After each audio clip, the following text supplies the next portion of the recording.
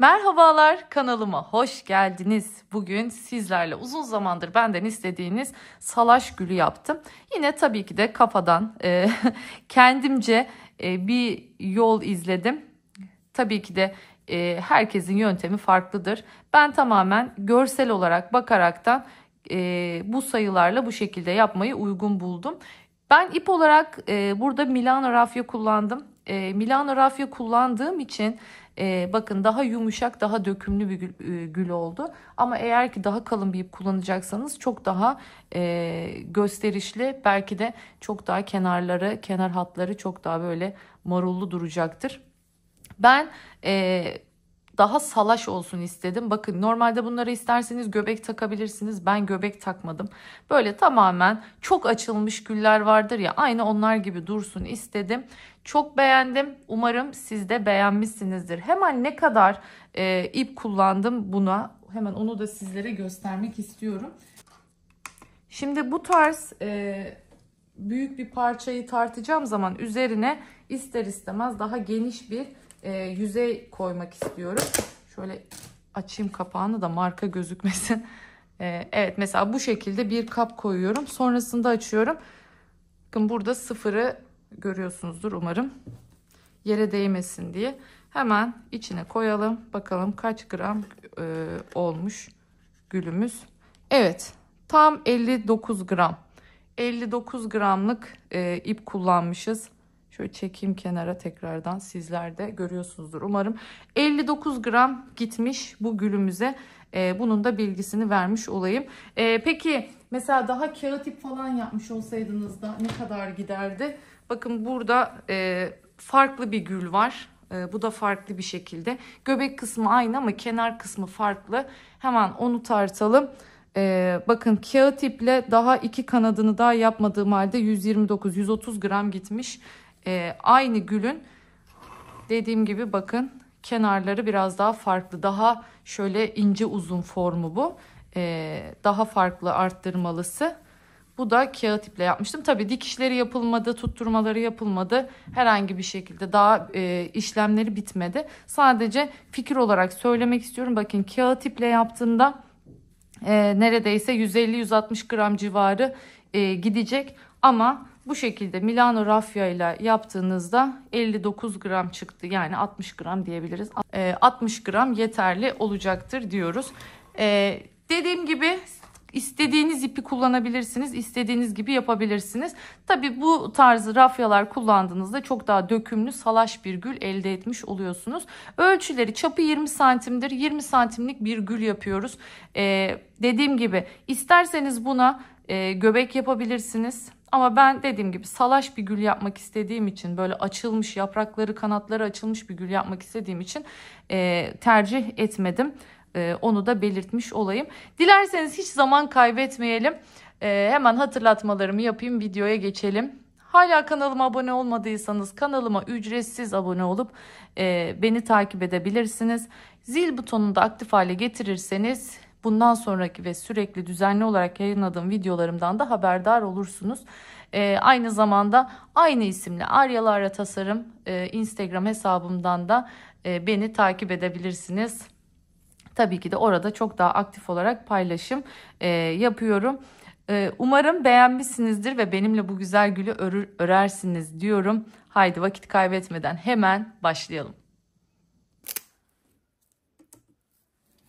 Şimdi 3,5 milimetrelik tığla öreceğim. Biraz salaş olsun istiyorum.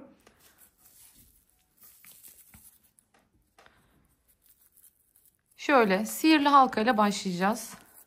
Bu şekilde parmağımın üzerine bir çarpı yaptım. Giriyorum, bakın. Çarpıyı tutuyorum parmağımla.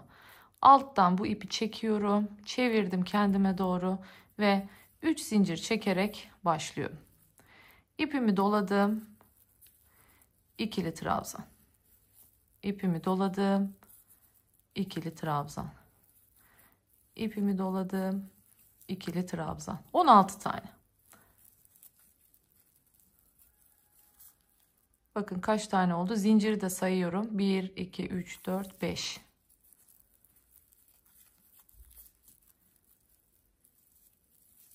İstediğiniz iple yapabilirsiniz. Dilerseniz makrome, dilerseniz kağıt ip. Siz hangi ipi kullanmak istiyorsanız onunla yapabilirsiniz bu gülünüzü.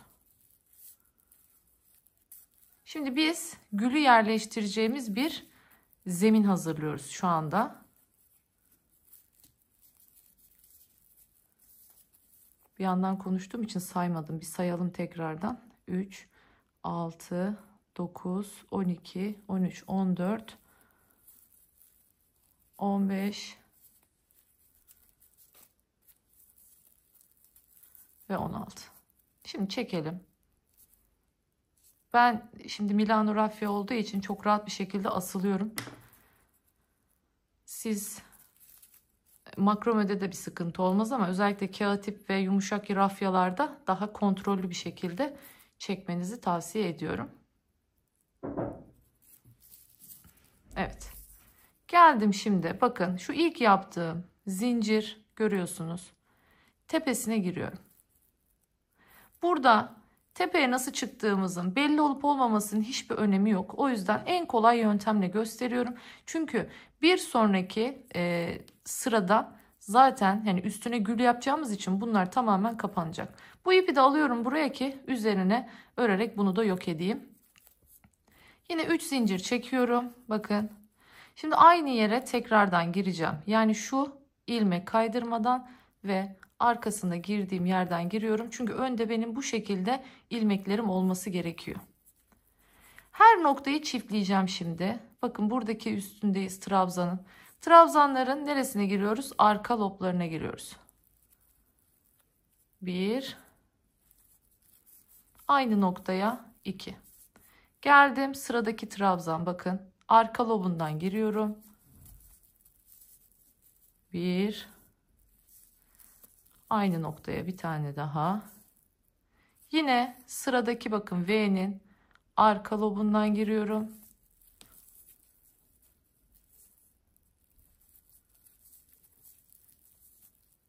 Yine aynı şekilde.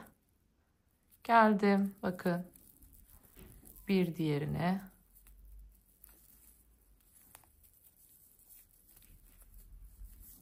Devam ediyorum. Geldim bir diğerine.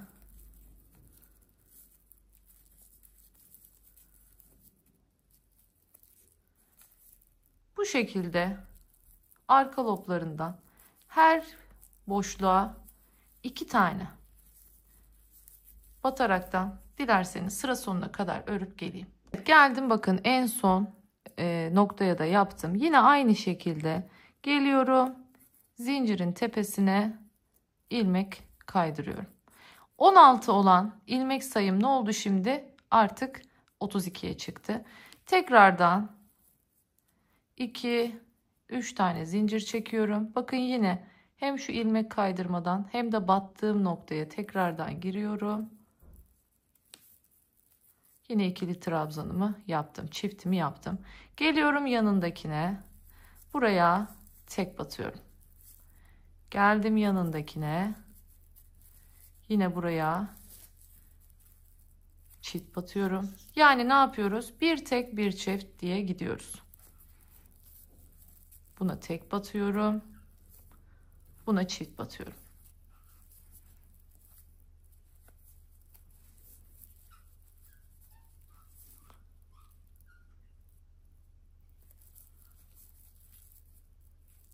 Bakın buna tek battım. Yanındakine çift batıyorum. Bir tek bir çift, bir tek bir çift diye şimdi bu sırayı da dolaşıp geliyorum. Çiftle başlamıştım hatırlarsanız, o yüzden tekle bitti. Şimdi artık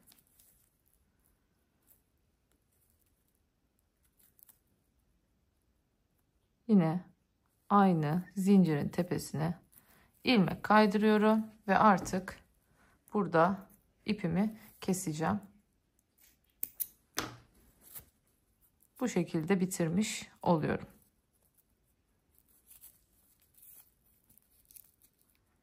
Şöyle bakın arka zincirin arka loblarından giriyorum. ve bunu bu şekilde yürütüyorum. En son buraya örerken üstüne zaten bunu öreceğim ve bu kaybolacak. Evet, bakın yuvarlağımız şimdi hazır. Şimdi artık gülleri yapmaya başlayacağız. Hatırlarsanız burada 16 tane ilmeğimiz vardı. Bu 16'yı şimdi 4'e böleceğiz. Yani 4 4 4 4 şeklinde. Tabii de normalde bunu takmanıza gerek yok ama videoda daha anlaşılır olması açısından yapıyorum ben bunu. Bakın buna taktım. 1 2 3 4 taneyi kullanacağım. 5.'ye tekrar takıyorum. Yine 1 2 3 4 5.'ye tekrar takıyorum. Yine 1 2 3 4 5.'ye tekrardan takıyorum. Bakın böylelikle 4'e bölmüş olduk. Şimdi dilediğimiz bir tanesinden başlayalım. Üzerine artık gülümüzün yapraklarını yapmaya. Şimdi dilediğiniz bir tanesinden başlayalım. Şimdi bunu çıkartıyorum artık. Tığımı takıyorum. Geçirdim. Şimdi 1 2 tane zincir çekiyorum. Tığımı doluyorum. Aynı noktaya giriyorum. Buraya bir tane çakma trabzan yapıyorum. Geliyorum yanına. Bakın yine şurada bıraktığım ilmekleri görüyorsunuz. Girdim buraya, bu noktaya. İpimi de içinden geçireyim. O da arada yürütülmüş olsun. Şimdi buraya bir ikili trabzan. Geldim aynı noktaya. Bir ikili trabzan. Hemen geçiyorum yanındaki 3. ilmeğe geçiyorum. Bir iki seferde çekiyorum bakın. İkili trabzan. Yine geldim. Bir iki seferde çekiyorum. İkili trabzan. Şimdi geliyorum yine son artık 4. ilmeğime. Bakın giriyorum 4. ilmeğe de. Buraya yine çakma trabzan. Aynı noktaya 2 tane çakma trabzan. Bir zincir çekiyorum ve dönüyorum. Şimdi arkada yine ne yapacağım? Sık iğne olarak döneceğim burayı. Birincisini çift yaptım. İkincisini tek yaptım. Birincisini çift yaptım. Bakın yine çiftledim. Sıradakine tek yaptım. Bir çift bir tek diye gidiyoruz. Yine bunu çift yaptım. Buna geldim. Tek yaptım. Yine buna bakın giriyorum. Buna çift yapıyorum. Evet. Şimdi en son zincirimiz vardı ya, onu da sayıyoruz. Zincirimizin tepesine de bir tane tek yapıyorum ve tekrardan bir ve iki zincir çekerek dönüyorum. Şimdi aynı noktaya tekrar giriyorum. Buraya bir yine çakma trabzanımı yapıyorum. Geldim yanına ikili trabzan. Şimdi bir çift bir tek diye gideceğiz yine. Şimdi buraya ikili trabzan, 2 tane. Şimdi buraya bir tane ikili trabzan. Yanına 2 tane ikili trabzan. Devam ediyorum. Yanına bir tane.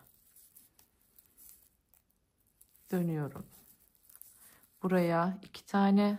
Bakın hiç kesmeyeceğim bu kısmı. Buraya bir tane.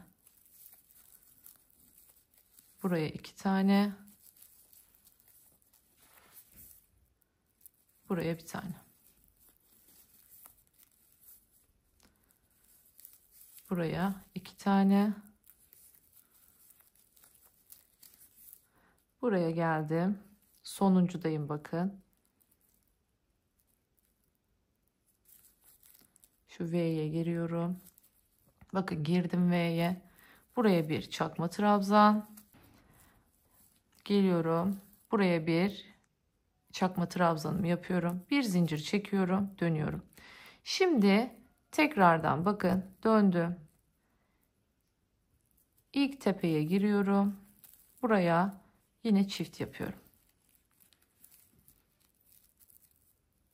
Yanına tek, yanına tek, yanına çift.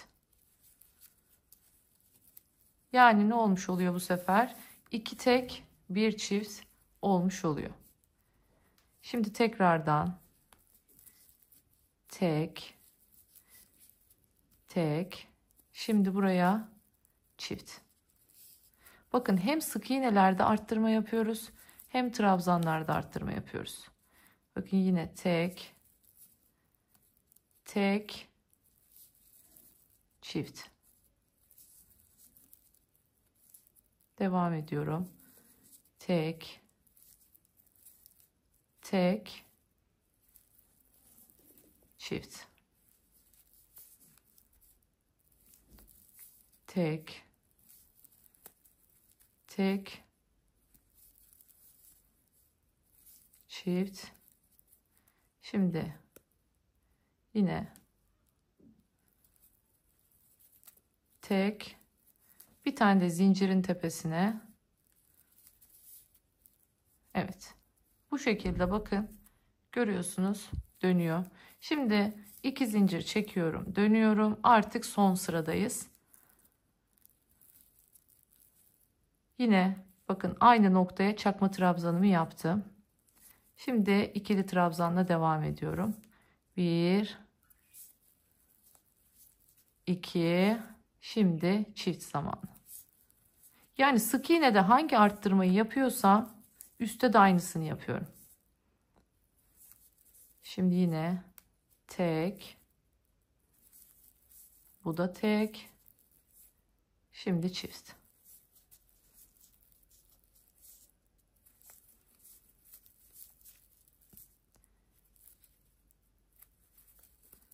Tekrar bir tane atlamışız. Tek, tek ve çift.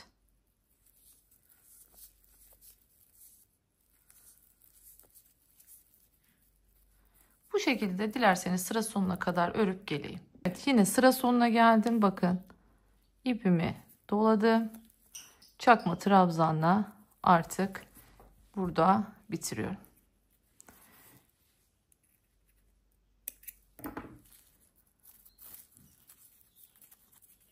Şimdi burada tekrardan bakın aynı şekilde giriyorum böyle ve bunu bu şekilde yukarıya çekiyorum. Evet, bu gülümüzün bakın birinci kanadı olmuş oldu. Şimdi şu yaptığımın aynısını videoyu başa alaraktan tekrardan şu ipi artık kesebiliriz. İçinden yürüttüğümüz ip bu. Şimdi yine buradan başlıyorsunuz. Şuradaki 4 ilmeğe, buradaki 4 ilmeğe ve buradaki 4 ilmeğe olmak üzere. Şimdi hemen bunları yapıp geliyoruz.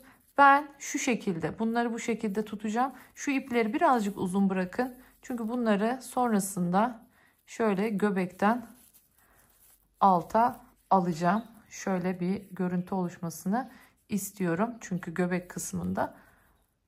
Onu duruma göre bakacağız. O yüzden şu ipi birazcık uzun tutmanızı tavsiye ediyorum. Hemen diğerlerini örüyorum ve geliyorum. Gördüğünüz üzere göbeğimiz hazır. Bu işte uzattığım iplerin hepsini buraya arkaya çektim. Şimdilik burada dursunlar. Sonra daha sonra bunlarla buradan bunları sabitleyeceğiz. Şimdilik göstermek için orta boşluktan bu şekilde çıkarttım sizlere. Burada kalmayacak, bilginiz olsun. Evet bakın bu şekilde bir göbek elde etmiş oluyoruz. Ay, çok güzel. Yani o kadar doğal duruyor ki bu kısım çok önemli. Böyle doğal bir görüntü. Böyle sarılmış bir gül gibi değil de iyice açılmış salaş bir gül şekli elde etmiş oluyoruz. Şimdi ne yapıyoruz? Hemen ikinci sıraya geçiyoruz. İkinci sıraya geçerken de şunu yapacağız. Aynı noktaya koymayacağız. Yani şimdi hatırlarsanız şöyle dörtlülerimiz vardı ya. Şöyle gösterecek olursam, şunu açacak olursak. Bakın şöyle bunun ortasına denk gelen yerden Yani şu örmüş olduğumuz örgünün ortasına gelen hizadan. Şimdi sayıyorum. Bu sefer 32 taneydi. 1, 2, 3, 4, 5, 6, 7, 8. 9'uncuya ne yapıyorum? Hemen işaretleyicimi takıyorum. Devam ediyorum. Geliyorum buraya. 1, 2, 3, 4, 5, 6, 7, 8. 9'uncuya taktım. Yine devam ediyorum. 1, bakın taktığımı da sayıyorum. 1, 2, 3, 4, 5, 6, 7, 8 ve 9'uncuya takıyorum. Bu şekilde şimdi ikinci sıramıza geçeceğiz. İlk sıramızı bu şekilde tamamladık. İkinci sıradan devam ediyoruz şimdi. Aynı şekilde yapacağız. Mantık tamamen aynı. Burada da bir önceki sırada yaptığımızın aynısını yapacağız. Yani o yüzden bir tanenin başlangıcını göstereceğim. Geri kalan kısmı aynı olduğu için tekrar videoyu geri alarak başlayabilirsiniz. Bakın işaretleyiciyi taktığım yerden girdim. Şimdi ipimi geçiriyorum. 1, 2. Geldim. Bakın aynı yere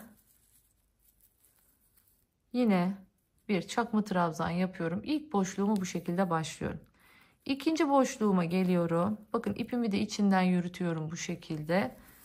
Geldim. 1, 2. Geldim. 1, 2. Aynı yere 2 tane. Geldim buraya.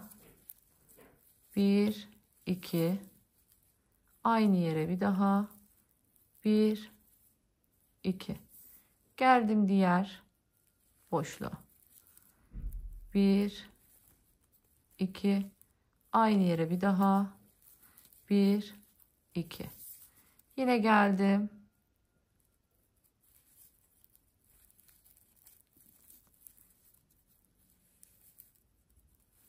Aynı yere ikinci kez. Geldim bir diğerine. Bakın işaretleyiciye kadar geliyorum ama işaretleyiciyi örmüyorum. O bir sonraki yaprağın yeri.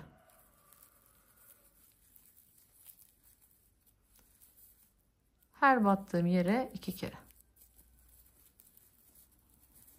Şimdi geldim bakın son noktaya. Artık buraya ne yapıyorum? İkili trabzan değil, çakma trabzan yapıyorum. Aynı boşluğa tekrar bir çakma trabzan daha yaptım ve böylelikle burayı bu şekilde tamamlamış oldum. Geldik bakın sıra sonuna. Şimdi artık buradan sonra bununla aynı mantık, o yüzden sadece anlatacağım. Bir de artık örmeyi göstermeye gerek yok. Yine 4 kere yapacağız bakın aynı işlemi işaretleyicilerimizin arasına. Ne yapıyordum? Şimdi ilk sıra trabzan sırası, hepsi çift. İkinci sıra sık iğne sırası. Sık iğne sırasında bir tek bir çift. Sonra yine trabzan sırası, tekrar bir tek bir çift. Sonra yine sık iğne sırası, iki tek bir çift. Sonra yine trabzan sırası, iki tek bir çift diyerekten bitiriyoruz. Yani bunun aynısını yapıyoruz. Hiçbir fark yok. Tekrar söylüyorum. Videoyu geri alarak yapabilirsiniz. Sadece ilk sırasında bakın burada 4 tane çiftle başlamıştık. Burada 8 tane çiftle başlıyoruz. Tek fark bu. Unutmayın. Baştakiler ve sondakiler her zaman ne olacak? Çakma trabzan. Ortadakiler ise her zaman ikili trabzan şeklinde gidecek. Biraz uzatarak örüyorum fark ettiyseniz. Hafif uzamaları için, uzun uzun olmaları için. Gerçekten çok güzel olacak bu şekilde. Şimdi 2 sırayı bu şekilde yapalım. Gelelim. Sonrasında son sırayı nasıl yapacağız onu göstereceğim. Son sırada birazcık farklılığa gideceğiz. Yani bunun gibi değil. Bu arttırmalarımızı biraz değiştireceğiz. Dilerseniz buraya kadar son sıraya kadar öreyim, geleyim. Son sırayı nasıl yapacağız onu göstereceğim. Evet bakın 2 sırayı tamamladık. Yani harika oldu diyebilirim. Eğer ki bu şekilde küçük halde de bırakabilirsiniz bunu. Kocaman bir gül yapmak istemiyorsanız o zaman bu görmüş olduğunuz son sırayı yapmanıza gerek yok. Yani bunu 2 sırada bırakarak o zaman bu şekilde küçük bir gül elde edebilirsiniz. Daha büyüğünü yapmak istiyorsanız Bakın bu hali de gerçekten inanılmaz güzel oldu. Daha büyüğünü yapmak istiyorsanız o zaman bu 3. sırayı kullanabilirsiniz diyoruz. Şimdi şu ipleri nasıl arkaya aldım, nereden arkaya aldım, şimdi onu göstermek istiyorum sizlere. Şu ortadaki yapmış olduğumuz ilk sırada yaptıklarımızın bütün iplerini bakın şuradaki ortadan çıkartıyorum. Şu orta noktadan çıkartıyorum. Şimdi bunları sırasıyla yok edeceğim. Bunu yaparken yalnız şunu söyleyeyim. Bunları yok ederken normal iğneyle bunların arasından gizleyerek, döndürerek yok etmemiz gerekiyor. Şimdi ben bu gizleme yaptığım iğnemi ne yazık ki kaybettim. O yüzden daha küçük bir iğne kullanmak zorunda kalacağım. Ama siz etamin iğnesi kullanmanızı tavsiye ediyorum. Yani o büyük boylarından kullanmanızı tavsiye ediyorum. Daha rahat yaparsınız. Şimdi sırayla başlayalım dilerseniz. Birincisini takıyorum iğneme ve şu şekilde başlangıçtaki nasıl sihirli halkayı geçirdiğimiz yerden bakın başlıyorum şöyle dönmeye.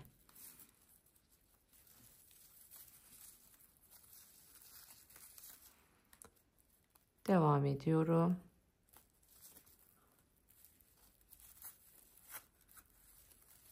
Evet. Biraz daha devam edeceğim.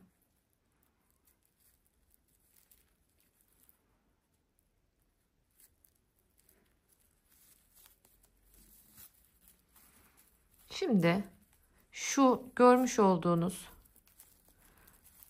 şu trabzanların olduğu yere geliyorum. İpimi buraya çekiyorum. Ve burada şöyle sıkıştırıyorum.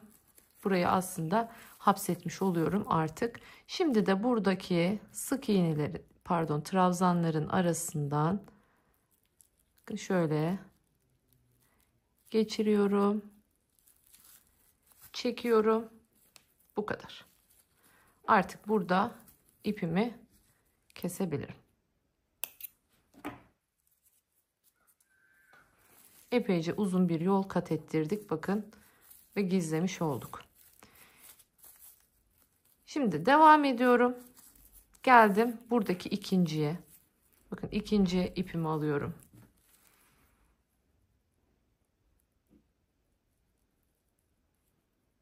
Şimdi bunu da göstereceğim. Artık diğerlerini aynı şekilde yaparız.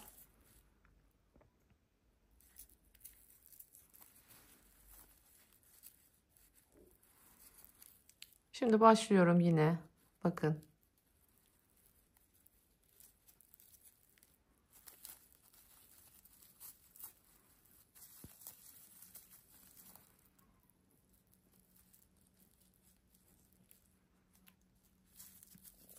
Şöyle dolaştırdım. Çektim yukarı. Şuraya şimdi sıkıştırıyorum onu. Bakın aynı yerden tekrar geçiyorum. Böylece buraya sıkıştırmış oluyorum. Sonrasında üstteki trabzanların arasından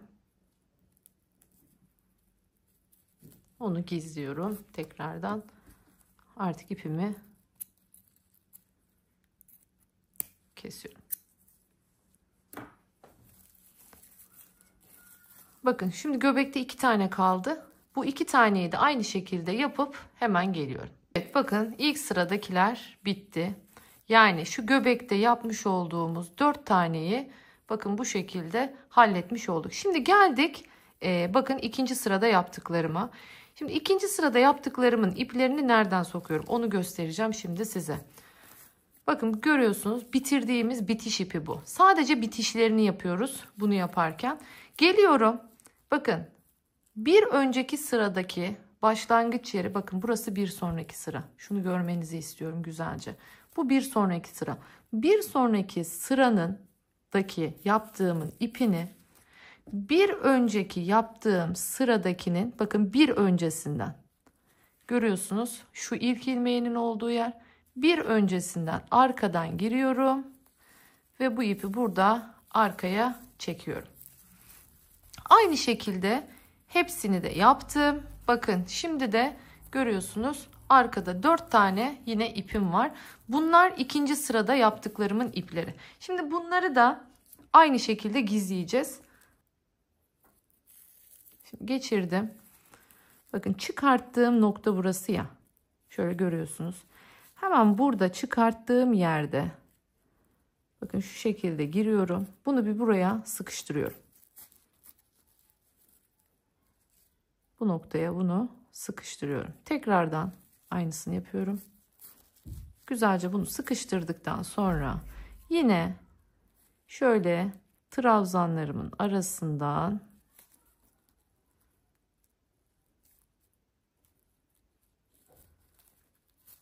ilerleyerek ipimi hapsedeceğim. Bakın devam ediyorum.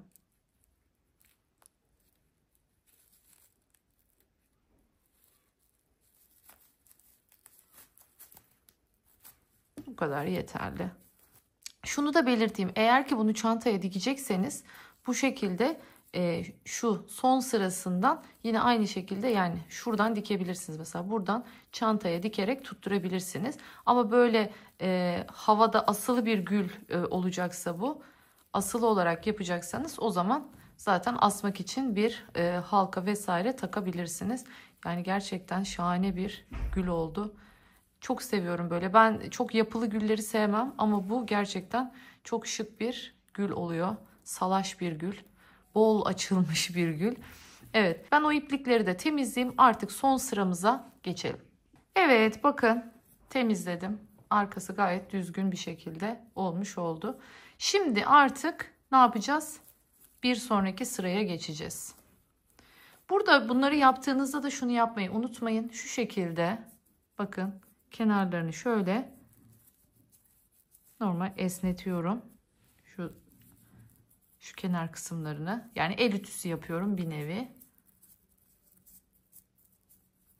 Şöyle daha güzel görünmesi açısından. Şimdi son sıradan başlayalım. Bakın artık burada şunu yapabilirsiniz. Hani dikecekseniz eğer dikmek için bir kanadını bırakabilirsiniz. Ama ben dikmeyeceğim. O yüzden şöyle iki kanadıyla birden başlıyorum. İpi de içinden ne yapacağım? Yürüteceğim. Yine aynı diğerinde başladığım gibi başlıyorum.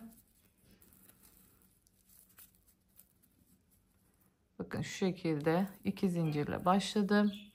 Aynı yere bir daha giriyorum. Ve buraya bir çakma trabzanımı yapıyorum. Geliyorum yanına. Bir ikili trabzan yapıyorum. Geliyorum yanına. Buraya bir çift yapıyorum. Artık biliyorsunuz hep ikili trabzanla devam ediyoruz. Şimdi devam ediyorum. Geliyorum yanına. Tek yapıyorum. Geliyorum yanına. Yine çift yapıyorum. Yani normalde ilk sıralarda ne yapıyorduk? Çift yapıyorduk direkt hatırlarsanız. Bu sefer çift yapmıyorum. Ne yapıyorum? Bir tek bir çift şeklinde gidiyorum. Ama öncesinde şunu unuttum. Onu belirleyelim dilerseniz. Bu benim başladığım noktaydı. Şimdi ikinci sırada hatırlarsanız 32 idi. Üçüncü sırada 48'e çıkmıştık. 48'de 4'e bölersek 12 olacak. Şimdi 12'şer arayla takacağım işaretleyicilerimi. 1, 2, 3, 4, 5, 6, 7, 8, 9, 10, 11, 12 ayırıyorum. 13.'ye bakın takıyorum.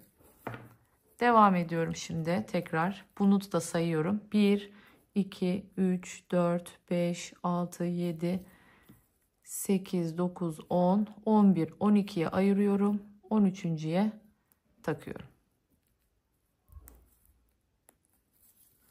Devam ediyorum. Bunu da sayıyorum şimdi. 1, 2, 3, 4, 5, 6, 7, 8, 9, 10, 11, 12, 13.'ye takıyorum. Bakın yine yerlerimi işaretlemiş oldum. Şimdi devam edelim tekrardan. Ne demiştik? Bir tek bir çiftle devam ediyoruz bu sırada.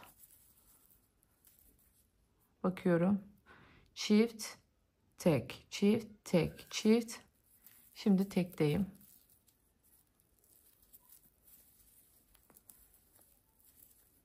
Bir battım. Şimdi çiftteyim.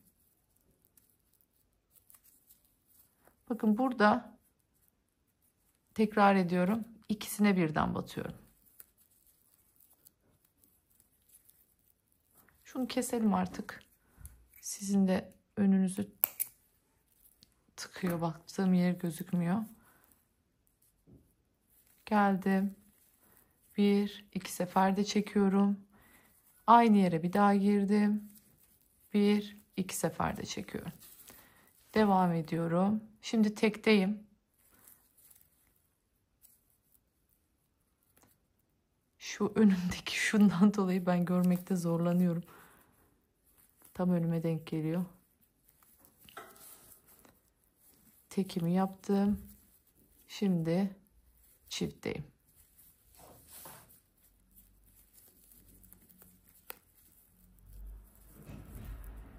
Şimdi yine tekteyim.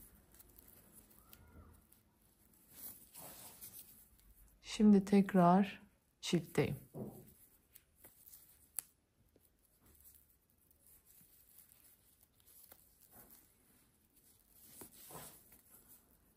Şimdi tekrar tekteyim ve bu şekilde yalancı trabzanla bakın bitirdim. Bu şekilde yapmış oldum.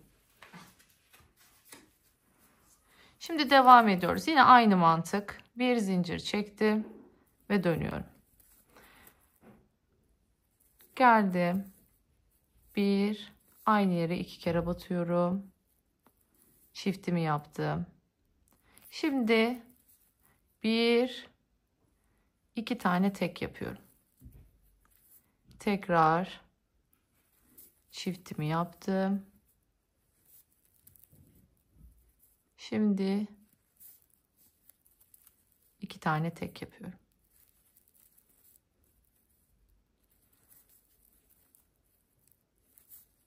Çiftimi yaptım.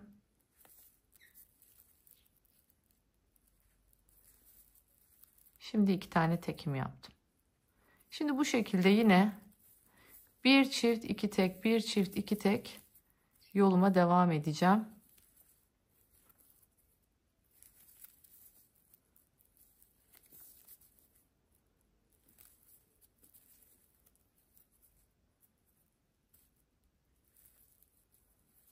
Çiftteyim şimdi.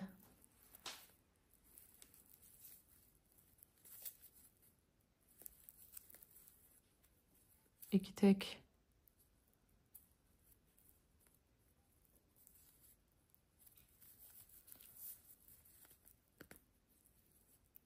Yine çiftteyim. Şimdi iki tek kaldı sadece. Bir de ne yapıyorduk? Zincirin üstüne yapıyorduk bir tane.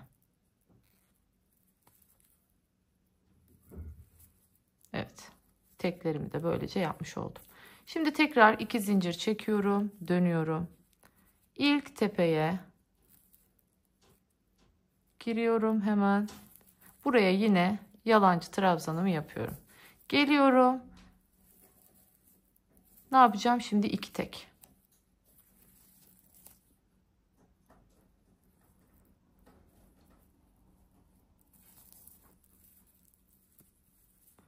Şimdi tekrar çift.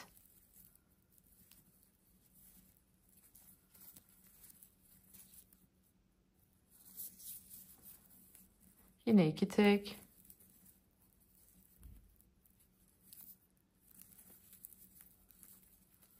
Tekrar çift.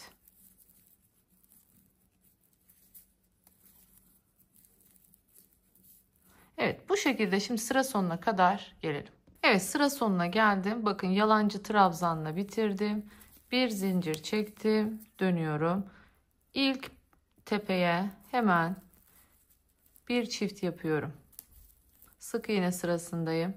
Şimdi bir sonrakine bir sonrakine bir sonrakine yine bir tane battıktan sonra yine çift yapıyorum. Yani ne olmuş oldu?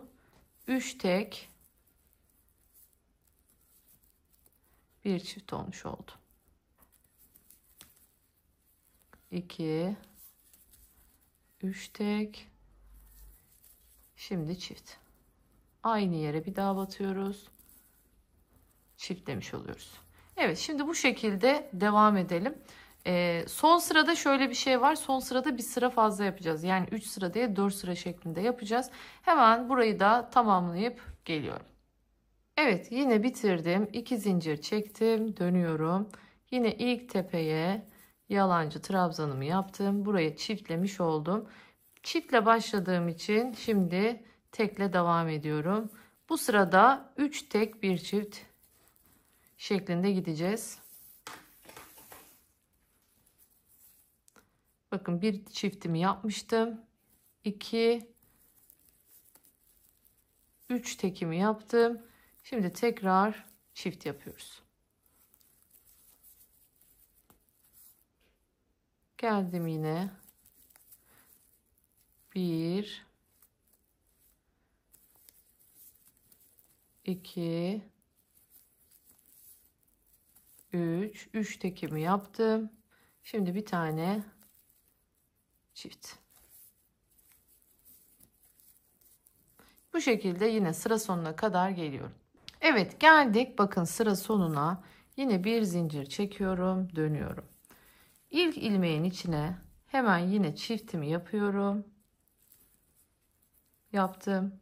Şimdi artık 1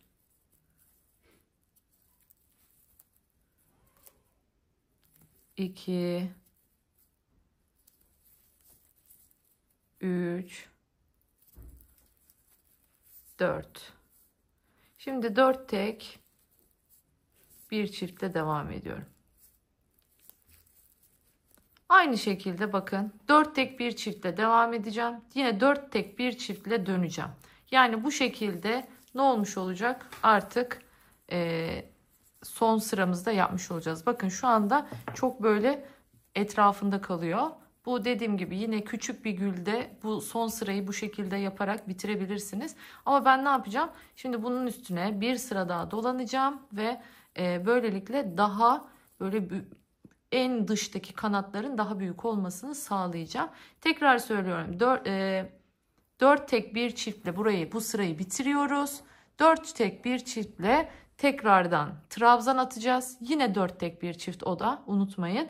Ondan sonra bitiriyoruz. Dördünü de aynı şekilde yapıp geliyorum. Yine iplerimi şöyle birazcık bırakacağım. Tekrar söylüyorum. Bu sefer de bunları nereye gizleyeceğiz? Bakın yine bir önceki sırada diğerinin başladığı noktayı göstereceğim. Onu da sizlere, yani şuraya, buna gelmiş olacak. Şöyle bu şekilde halledeceğiz. Dilerseniz hemen ben bitirip geleyim. Evet, gülümüz bitti, hazır. Bakın şöyle hatırlayacak olursak sürekli hep 4 kanattan oluştu. Göbekte 4 kanat, sonraki sırada 4 kanat, yine son sırada 4 kanat şeklinde oldu. Şöyle göstereyim tekrardan nerelere birleştirdim. Bakın ucunu aldım.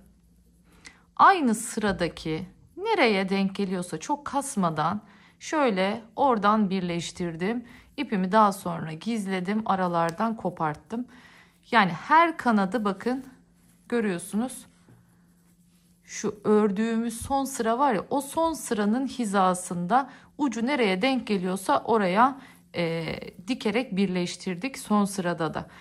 Bu şekilde eğer ki bu volan sizin için yeterli değilse, ben biraz salaş bir gül yapmak istediğim için son sırada bu şekilde bir yol izledim.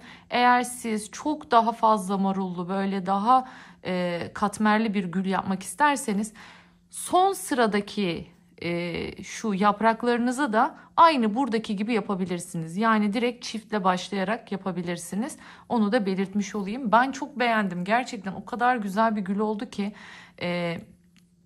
her çantaya çok yakışacak son derece böyle muntazam bir gül yaptık sizlerle. Hemen ölçüsünü vermek istiyorum. Ne kadarlık bir gül yaptık?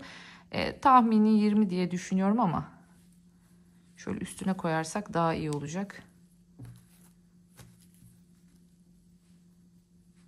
Evet, tam 20 santim. Tam 20 santimlik bir gül, yani 20'ye 20 olmuş oluyor. Çapı 20 santimlik bir gül yapmış olduk. Şimdi şu kısımları dilerseniz tutturabilirsiniz. Size kalmış. Yani şu kanadın diğer uçları var ya, bir ucunu tutturduk. Diğer uçlarını da siz istediğiniz yere bu şekilde tutturabilirsiniz. Dilerseniz şuraları daha morullansın istiyorsanız daha böyle uca doğru getirip uçtan tutturursunuz. Burada daha fazla bir bu şekilde bir volan oluşmuş olur. Bakın görüyorsunuz, daha fazla katmerlendi. Aynı şekilde bunun ucuna getirirsiniz. Burası daha fazla katmerlenir. Bunu bunun ucuna getirirsiniz. Bu biraz daha katmerlenir. Böyle daha fazla kenarlarında volon olur. Ama ben olduğu gibi kendi haliyle bırakmak istedim. Şimdi eğer ki bunu asmak istiyorsunuz çantanıza, dikerseniz zaten kolay.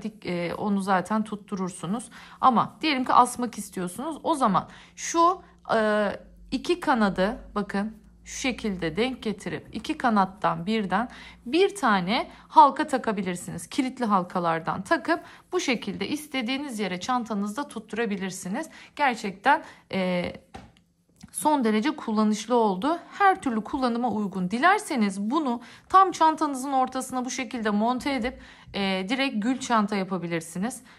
Tamamen dediğim gibi size kalmış nasıl yapacağınız. Ben bu şekilde yapmayı tercih ettim. Umarım beğenmişsinizdir. Bir başka videoda daha görüşmek dileğiyle. Kendinize çok iyi bakın. Hoşça kalın. Beni takip etmeyi, yorum yapıp videolarımı beğenmeyi unutmayın.